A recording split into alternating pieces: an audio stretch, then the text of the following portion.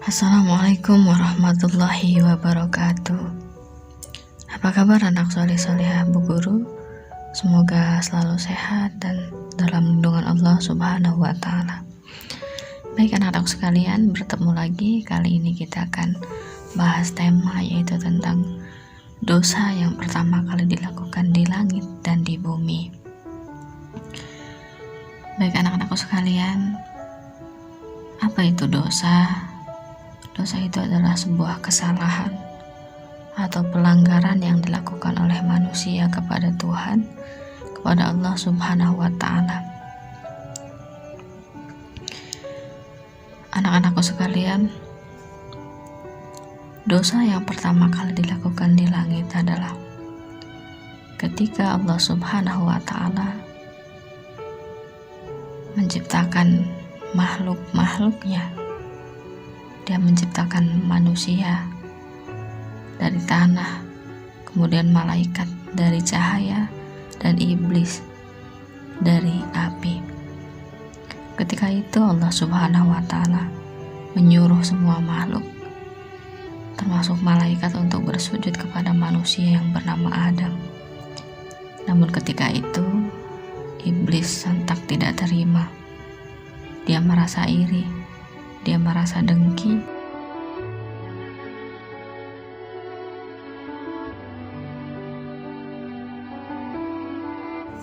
yang mengakibatkan dia menjadi makhluk yang sombong.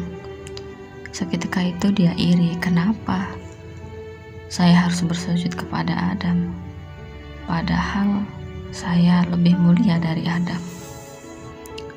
Kejadian itu membuat iblis ditempatkan Allah di neraka, kemudian Nabi Adam di surga. Tidak sampai situ, iblis masih merasa kurang puas. Dia masih merasa iri, hasad, dan dengki. Kenapa saya ditempatkan di neraka sedangkan Adam di surga? Dari situ iblis mulai tidak terima, kemudian dia mulai menggoda Nabi Adam juga Siti Hawa.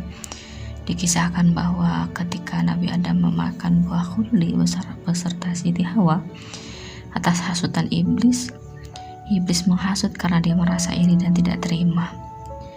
Karena kisah itu, kejadian itulah Nabi Adam dan Siti Hawa kemudian diturunkan ke bumi lebih awal oleh Allah Subhanahu wa Ta'ala. Itu tadi adalah perasaan iri dan dengki, atau dosa yang pertama dilakukan di langit, yaitu hasadnya, dengkinya, irinya iblis kepada manusia yang bernama Adam dan juga Siti Hawa. Kemudian, kapan dosa pertama kali dilakukan di bumi? Ini terjadi kepada putra-putra Nabi Adam alaihi wasallam yang bernama Qabil dan juga Habil. Belum selesai Nabi Adam alaihissalam bertobat kepada Allah Subhanahu wa Ta'ala atas kesalahannya memakan buah khuldi. Kesalahan-kesalahan itu juga terjadi pada putranya yang bernama Qabil yang membunuh Habil. Peristiwa ini juga terjadi sama saat Habil ketika itu mendapatkan jodoh atau istri yang parasnya lebih menarik, dan Qabil merasa tidak terima, iri dan dengki terhadap apa yang dimiliki oleh Habil. Dari kejadian itulah kemudian Qabil membunuh Habil karena dia merasa atas apa dan segala usaha yang dia lakukan untuk mendapatkan apa yang dimiliki Habil tidak tercapai. Pada akhirnya dia merasa kesal dan akhirnya membunuh Habil. Tidak anak-anak sekalian, sepertinya kecil hasad dan dengki itu, tapi ternyata memiliki dampak yang besar yang sangat luar biasa merugikan untuk diri kita dan juga orang lain. Seperti halnya iblis yang merugikan dirinya sendiri karena rasa hasad, iri, dengki juga kesombongan. Begitu juga dengan Qabil yang iri dan dengki terhadap Habil, terhadap apa yang dimiliki Habil, akhirnya membuat kehancuran, di mana dia harus membunuh saudaranya, kehilangan saudaranya, dan dia merasakan penyesalan. Namun semua itu sudah tiada arti. Kenapa? Karena hasad, iri, dan dengki telah merasuki dalam dirinya, merasuk dalam otak dan juga pikirannya. Maka dari itu anak-anakku sekalian, jauhilah sifat iri, dengki, dan juga hasad, karena semua itu akan menghancurkan diri kita sendiri, juga orang lain. Dan dalam keirian, dalam kehasadan, juga dalam kedengkian, tidaklah ada kebaikan sama sekali.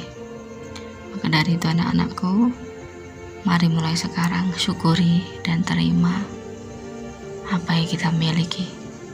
Jangan sampai kita iri terhadap apa yang orang lain punya. Jangan sampai hati kita iri terhadap takdir yang orang lain miliki, terhadap apa yang Allah berikan kepada orang lain. Karena percayalah, apa yang sudah ditakdirkan oleh Allah, itu yang terbaik untuk kita. Baik anak-anakku, cukup sekian dulu tausiah dari Ibu Guru, semoga bermanfaat. Ibu akhiri, wassalamualaikum warahmatullahi wabarakatuh.